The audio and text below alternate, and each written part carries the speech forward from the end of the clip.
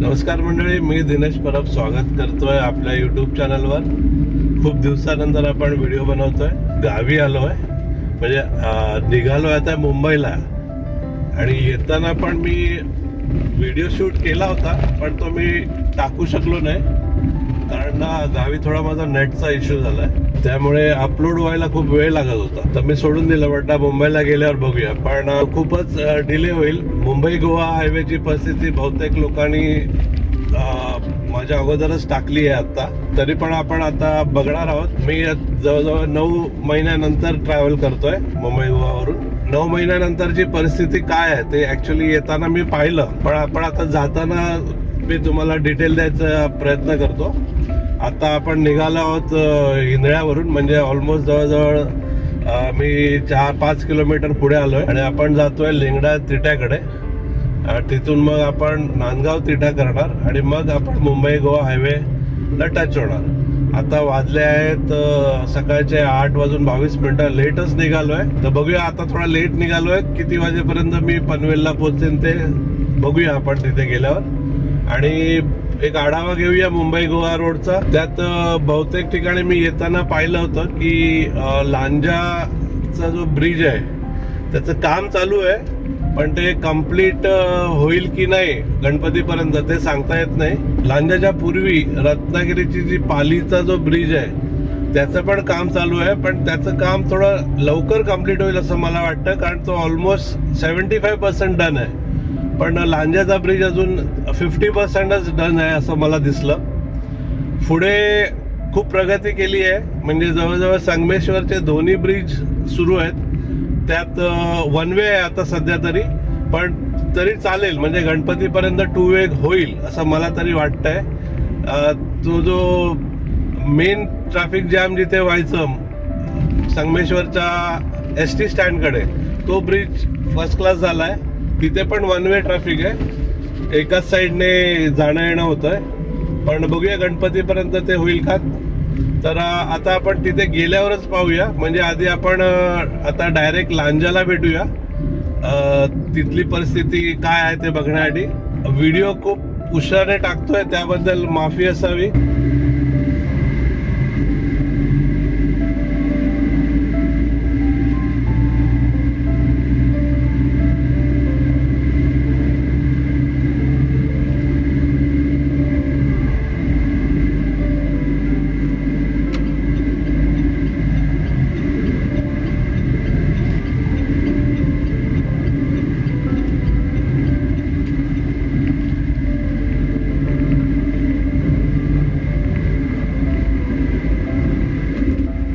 आपण लांजामध्ये पोहोचणार आहोत आणि इथपर्यंत रोड आधी पूर्वी नव्हता, पण आता तो झालाय. आता समोर दिसतोय तुम्हाला तो बघा, लांजाचा ब्रिज. त्याचं काम अजून पेंडिंग आहे थोडं, म्हणजे 50 to 70% झालं असेल असं मला वाटतंय. आणि सर्व्हिस रोड बघूया किती, कारण पूर्वी सर्व्हिस रोड पण खूप खराब होता. अब हा जर ब्रिज झाला तर खूप फरक पडेल. हा आणि पुढचा पालीचा, म्हणजे रत्नागिरीचा जो पाली आहे तिथला. तर आता आपण लांजामध्ये एंटर करतो आणि 10 वाजलेत.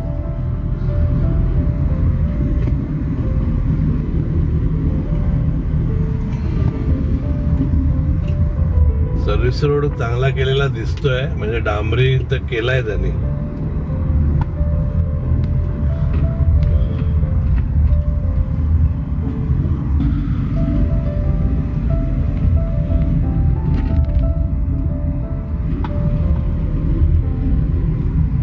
एवढं डिस्टन्स क्रॉस करायला ऑलमोस्ट 10 मिनिटं लागली. जर ब्रिज वरून आलो असतो तर 2 मिनिटात येऊ शकत होतो.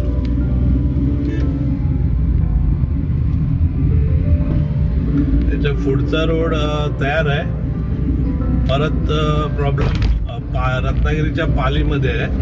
पण बघूया आता. हातखांब्याला पण ऑलमोस्ट तो रोड तयार झालाय. आणि हातकामाला जो पूर्वी खालून गावातून जावं लागायचं ते आता जावं लागत नाही.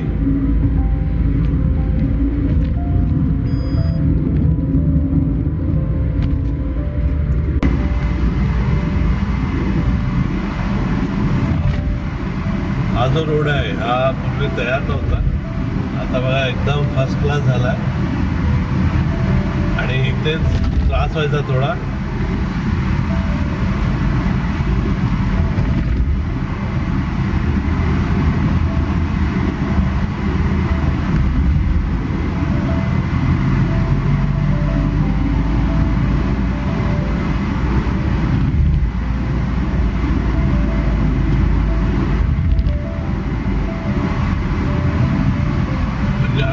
एकदमच कच्चा होता, म्हणजे जर वर्षभरापूर्वी पाहाल तर तुम्ही हा रोड एकदम कच्च्या कंडिशन मध्ये होता, म्हणजे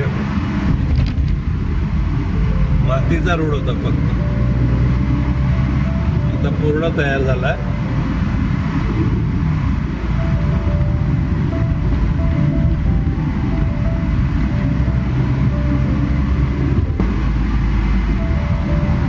इथे थोडा रोडचं काम बाकी आहे, डायव्हर्जन दिलंय.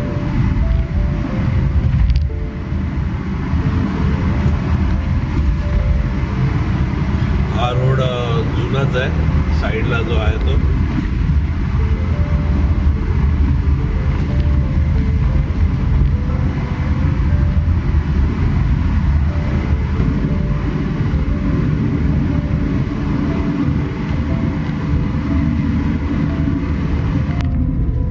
या ब्रिजचं पण काम पेंडिंग आहे, त्यामुळे डायव्हर्जन आहे ते. आणि खालून हे दिलंय त्यांनी.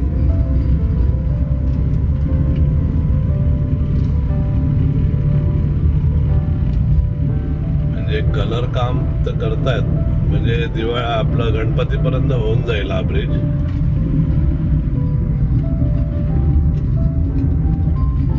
तर आपण पालीमध्ये एंटर केलंय. हा पालीचा ब्रिज आहे, म्हणजे ऑलमोस्ट कम्प्लिशनच्या ह्याच्यावर आहे हा ब्रिज. फक्त दोन्ही साइड मध्ये, म्हणजे उतार जिथे आहे तिकडे फक्त त्यांचं काम चालू आहे.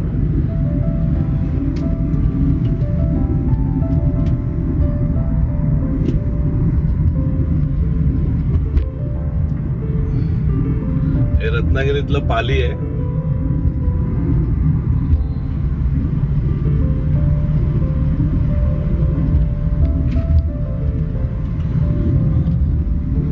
हा सर्व्हिस रोड लांजापेक्षा मोठा आहे.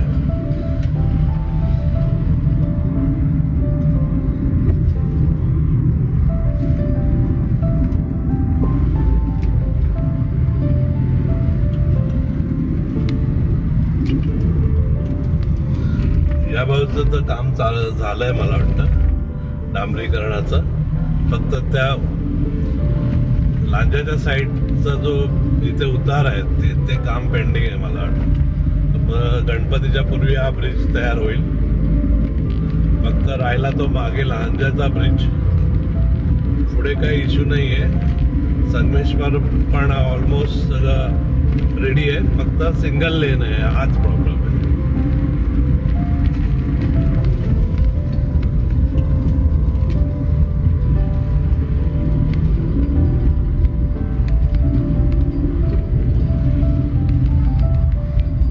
इथे त्या बाजूचं ब्रिजचं काम अजून छोटासा ब्रिज आहे, पेंडिंग आहे. त्यामुळे डायव्हर्जन आहे इथे सिंगल लेनचं.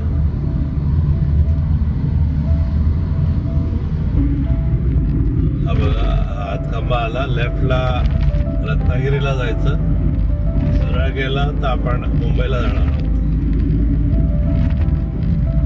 तो पूर्वी जो गावातून यावं लागायचं ते आता यावं लागत नाही, रोड तयार झालाय.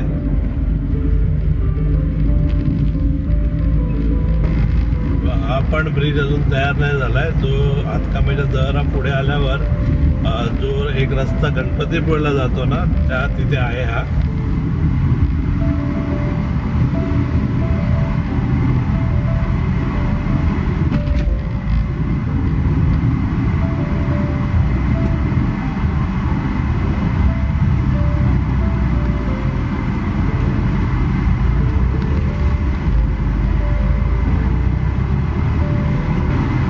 पण परत कच्चा रस्ता आहे एकदम.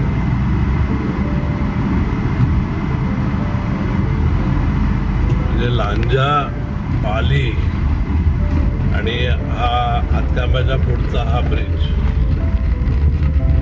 हे गणपतीच्या पूर्वी रेडी होतील असं वाटतं तर आहे, पण बघूया, काय सांगता येत नाही. त्यात पालीचा ब्रिज रेडी होईल असं वाटतंय मला.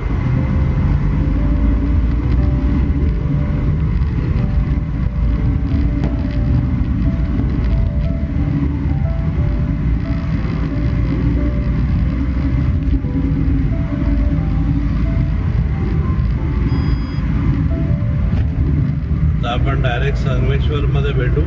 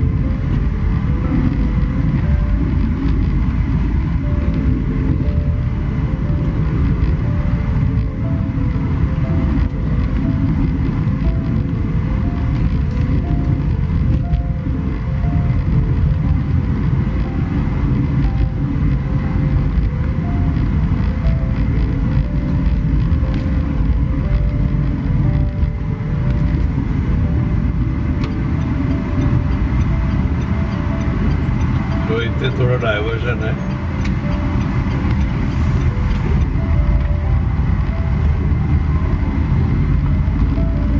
सिंगल लेन आहे.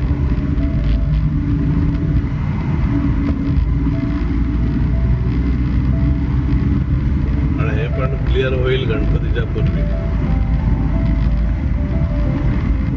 आणि त्या बाजूचा रोड तयार झालेला आहे.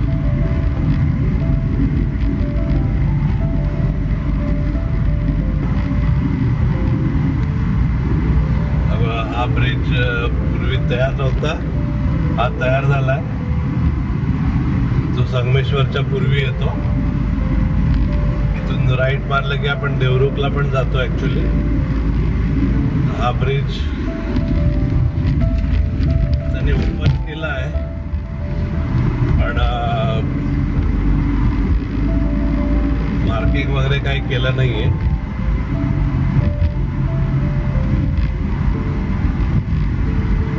ते पण खूप पूर्वी त्रास व्हायचा, कारण पूर्ण कच्चा रोड असायचा.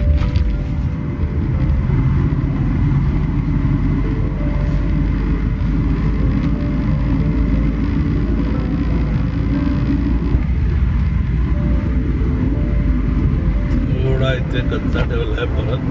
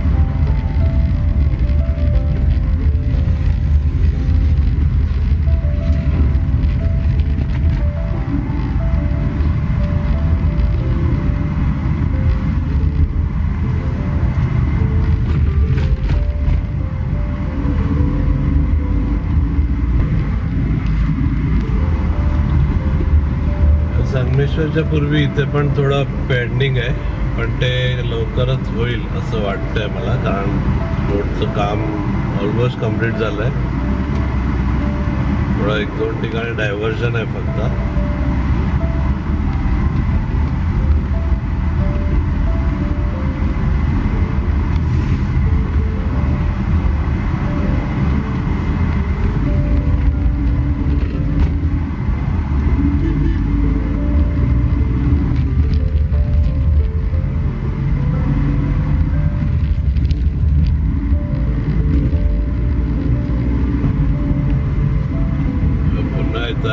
इथे डायव्हर्जन आहे.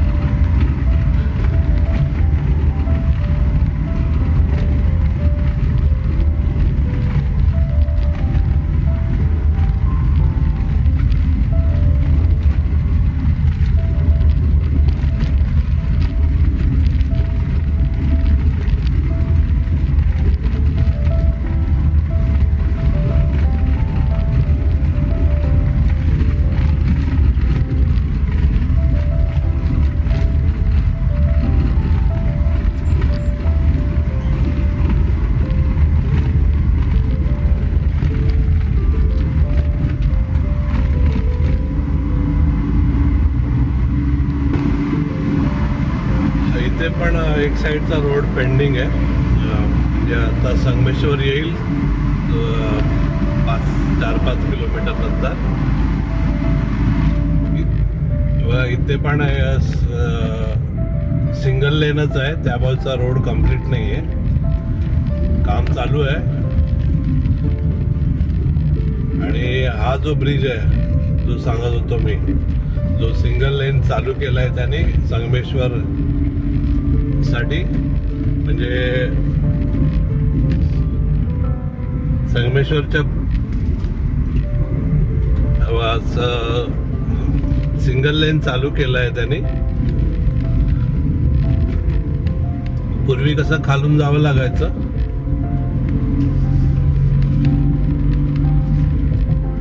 आता राईट साईडला संगमेश्वरचा ST डेपो आहे खाली. पूर्वी कसं ST डेपो कडून आपण खालून यायचो, तर हा ब्रिज चालू केलाय, पण सिंगल लेन आहे, इज ओके.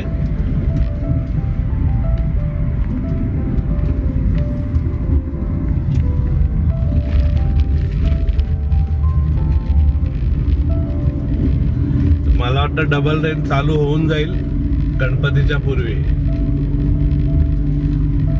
बघूया, होप सो.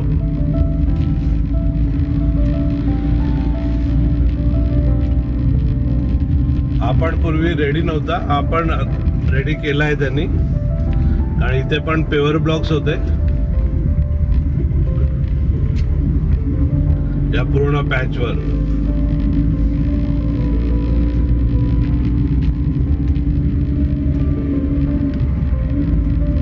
जवळजवळ हा रोड 80% रेडी आहे. मुंबई गोवा हायवे हा 80% रेडी आहे असं म्हणायला हरकत नाही. फक्त माणगाव आणि इंदापूरचा बायपास सोडला तर मधले कामं फक्त खूप थोडी राहिली आहेत. 11:20 झाली आहे. आपण इथे हा संगमेश्वर क्रॉस करतोय.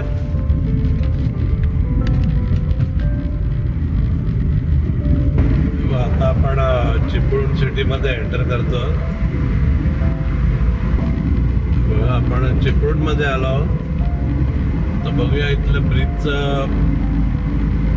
ऍक्च्युली रेडी नाही आहे हा ब्रिज, आणि या ब्रिजचं खूप काम बाकी आहे.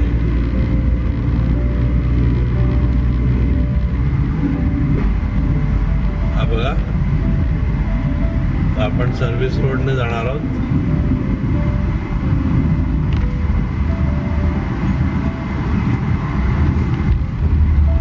हा ब्रिज अजून म्हणजे ओपन व्हायला खूप वेळ लागणार आहे.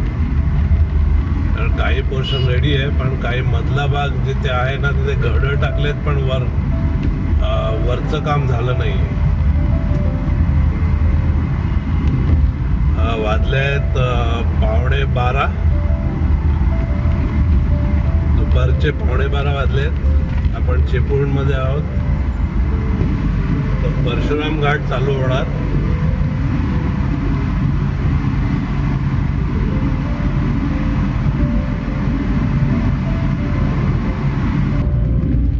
इथे पूर्वी सिंगल लेनने जावं लागायचं, पण आता ही लेन चालू केली आहे. मी मध्यंतरी हे कोसळलं होतं एका बाजूने.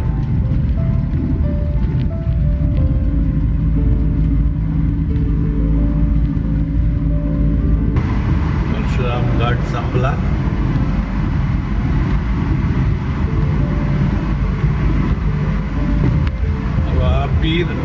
हा पीर लोटेचा पण ब्रिजचं काम पेंडिंग आहे, पण दोन्ही साईडचा सर्व्हिस रोड चांगला असल्यामुळे काही प्रॉब्लेम येत नाही.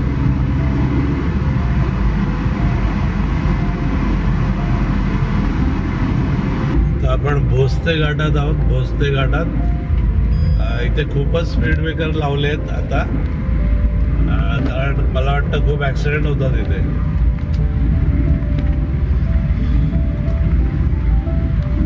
स्पीड ब्रेकर पण आहे आणि बॅरिकेड्स पण लावलेत मला वाटतं. बघूया पुढे. येताना पाहिलेले मी त्या गावी आलो तेव्हा. स्पीड ब्रेकर चालू झाले आहेत.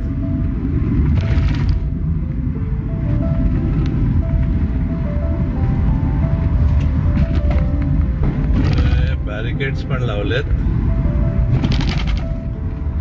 रोडचं काम चालू आहे म्हणून लावलेत का स्पीड कमी करण्यासाठी.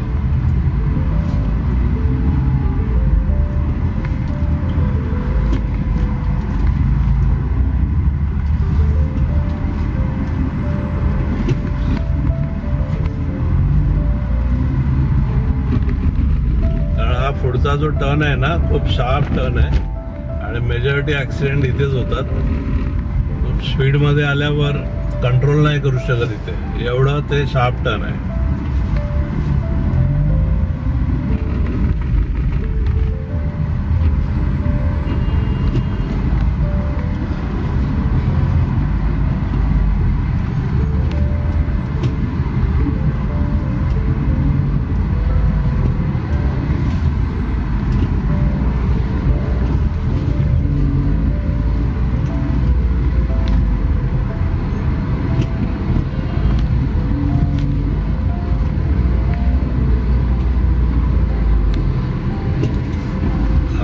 तो टर्न आहे. काही ना काहीतरी ऍक्सिडेंट इथे होतातच.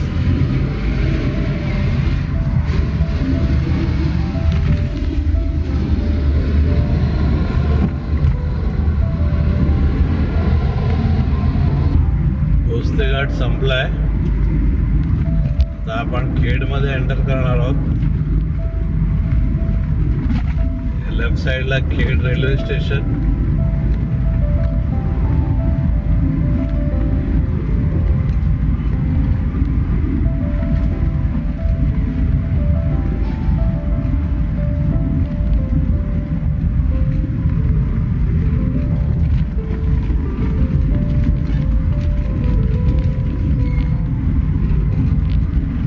लेफ्ट साइडला खेड रेल्वे स्टेशन राहिला. हा पण ब्रिज चं काम पेंडिंग आहे, पण इथे असा प्रॉब्लेम येत नाही कारण जाण्यासाठी जो ब्रिज आहे तो रेडी आहे.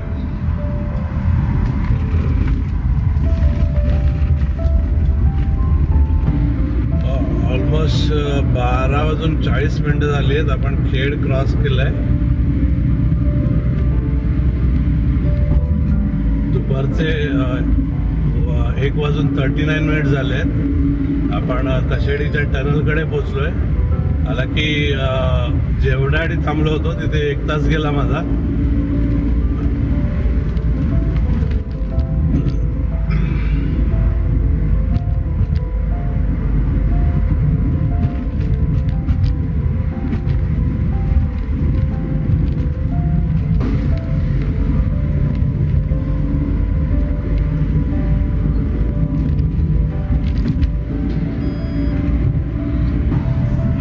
साईडला माणगावचा बायपासचा रोड काम चालू आहे, पण वाटत नाही मला की आणखी वर्षभर ते कम्प्लीट होईल. आता आपण माणगावच्या रोडवर लागलो आहोत. बघूया पुढे ट्रॅफिक किती दिसतंय का ते. थोडा आहे, मला गुगल मॅप दाखवतोय.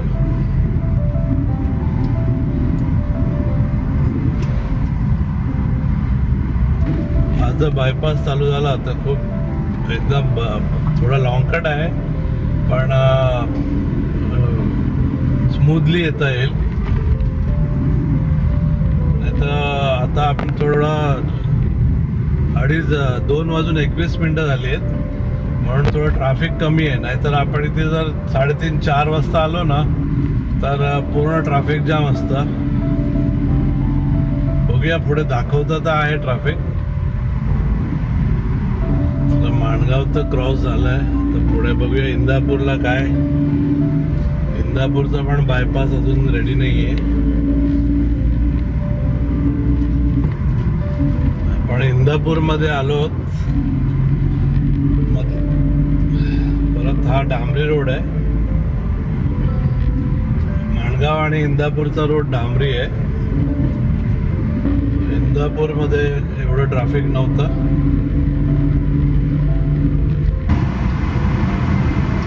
बघा, हा पण ब्रिज अजून तयार नाही आहे.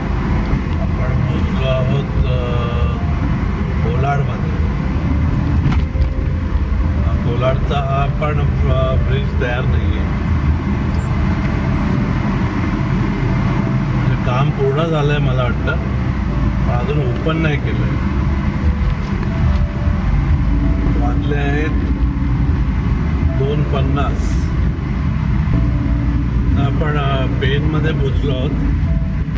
वाजले 3:35 झाली आहेत. खारपाडा आलाय. खारपाडा जातेवेळी इथे टोल घेतला होता त्याने, तर बघूया आत्ता घेत आहेत. 47 रुपीज कापलेले जातेवेळी, गावी जातेवेळी.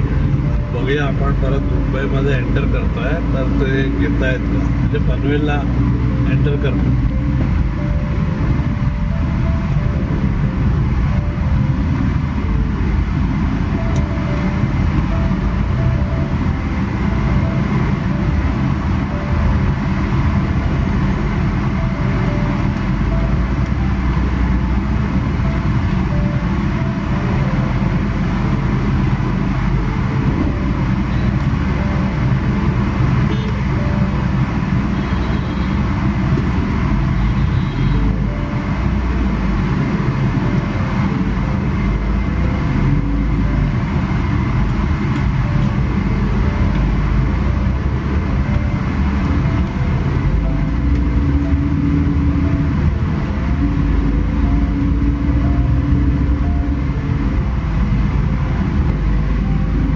आपण पळसपेच्या आउटरने चाललो आहोत. म्हणजे पळसपे नंतर आपण आउटर पकडलाय. पनवेल सिटीमध्ये एंट्री नाही केली आहे.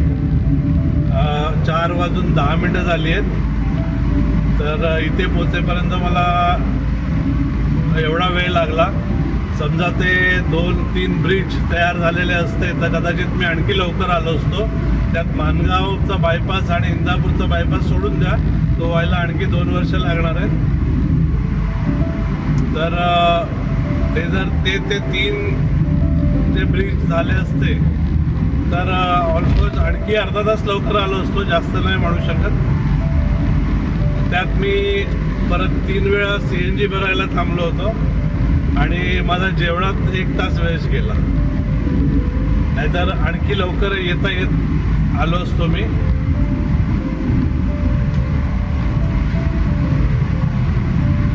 आपल्याला दाखवतोय तो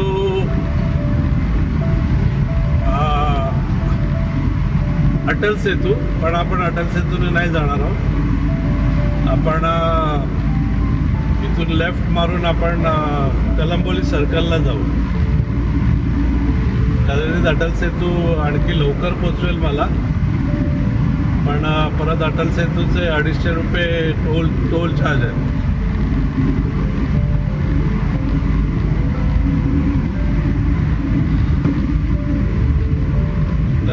व्हिडिओ मी येथेच एंड करतो. हा व्हिडिओ आवडला असेल तर नक्की लाईक, शेअर, कमेंट आणि सबस्क्राईब करायला विसरू नका.